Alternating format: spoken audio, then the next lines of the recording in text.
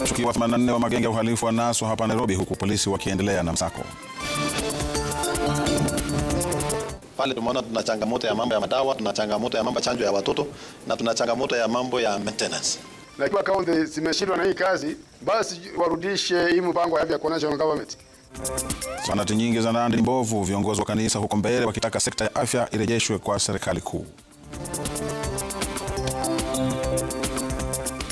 Tunauliza kama huyu kijana ama kama alishikwa, si haki itendeke, aletwe kotini. Wauzaji samaki waandamana huko Busia wakitaka mmoja wao aliyetekwa nyara akiwa na pesa zao atafutwe.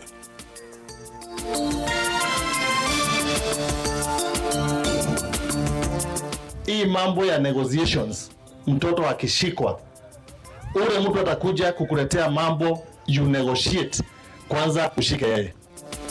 Wazazi waonywa dhidi ya kusuluhisha kesi za ubakaji na ulawiti na watoto nyumbani.